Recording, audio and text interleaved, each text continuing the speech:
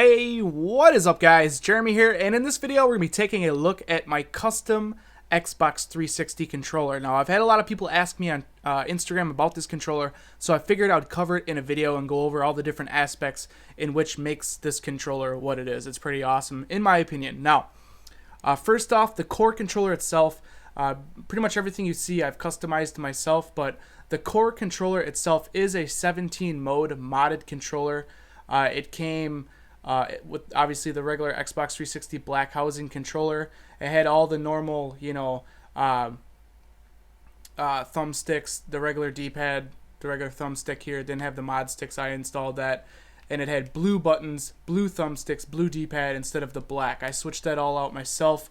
I'll link the actual modded controller I have down in the description for those of you that would like to check that out on Amazon. Now, from my standpoint, from my gaming channel and competitive Call of Duty playing, the modded aspect of this controller is not something I ever use. If anything, it gets me killed more than it helps me out. And the mods are kind of like rapid fire, drop shot, and there's just tons of different variations. Like I said, there's 17 different modes that this controller can be modded. And the way you use that is you basically hold down the left trigger and then you click the sync button, and it will enable the mods, and you can cycle through them that way as well. But that's not really what makes this controller good.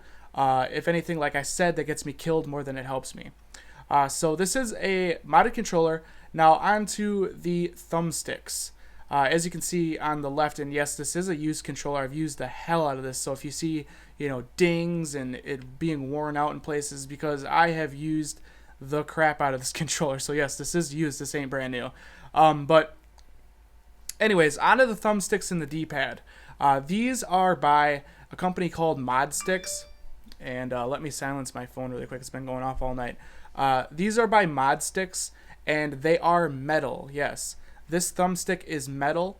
Also, this D-pad is metal as well. In the middle of the D-pad, I'm sure you see that little kind of like screw hole. That allows you to put like this little, kind of like, it's not like a switch, but you just flick it. It's kind of like a thumbstick, but just imagine the thumbstick without the head. So just like the shaft. That's what she said.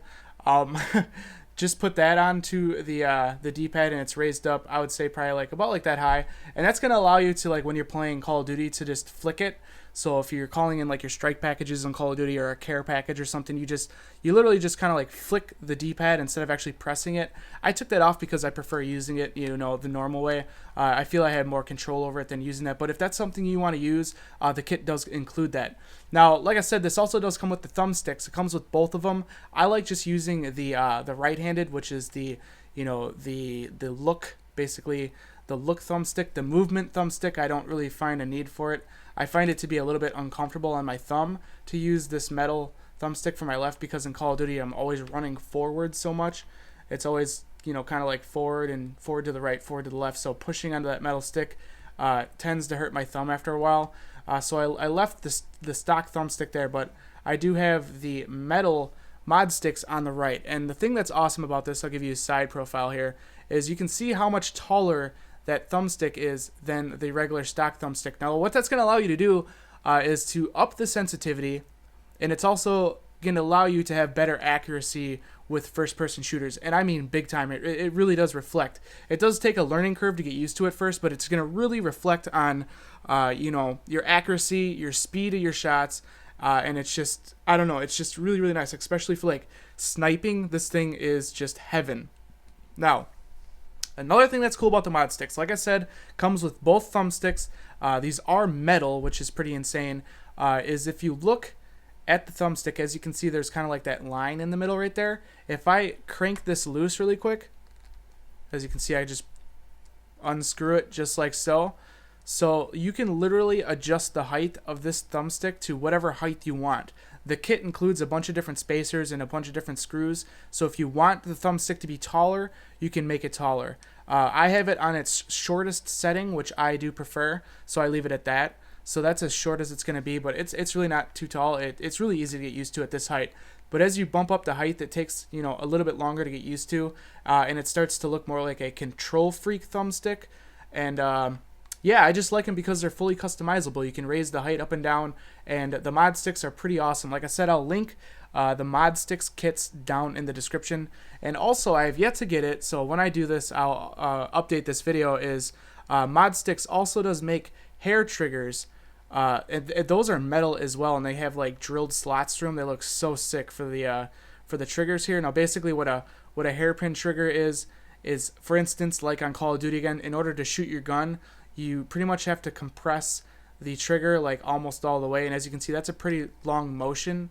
A hair trigger basically will adjust the height of the trigger to, it'll basically stop right when the shoot is engaged. So if it's only like, you know, like a 20% press of the trigger, it'll stop there, and you can fully adjust it to, you know, whatever game you're playing. So that way you only have to just click it just a little bit instead of fully compress it in order to shoot your gun, which is a lot faster, obviously, by going like that or like that. So it also does come with those. Now, on to the Xbox guide button and the regular the A, B, Y, X buttons here. These are obviously blacked out. You can get these separate from Amazon. They're really cheap. I want to say they're like $5. They include obviously all the buttons, even the Xbox guide button in the middle there. As you can see, that's blacked out. I do have the blue LEDs that came with the controller itself, the modded controller. So the blue LEDs came with that. But you can also, you know, get tons of different really awesome stuff from Amazon. I'll leave a bunch of crap linked down in the description in case you guys want to check it out. It's all fairly cheap as well. Like I said, the mod sticks are about $30, but if you look at Control Freaks, which a lot of people like, those are like $15, and they tend to wear out after like 6 months. And I figure, you know, why not just spend you know, an extra $15 on something that's metal and it's never ever gonna wear out. So again, like I said, all the links for everything I'm talking about are down in the description. If you guys want to check it out, be sure to, you know, click on those links and go and check it out. They're all fairly cheap. Some pretty awesome stuff, and this is basically what makes up my Xbox 360 controller. So I hope you guys enjoyed this overview and explanation kind of video of my Xbox 360 controller. If you guys did enjoy this video, definitely throw me a thumbs up. That really helps me out a lot here at the channel. Also, if you guys want to see more videos like this, don't forget to click that subscribe button. This has been Jeremy, and I'll catch you guys in the next one. Later.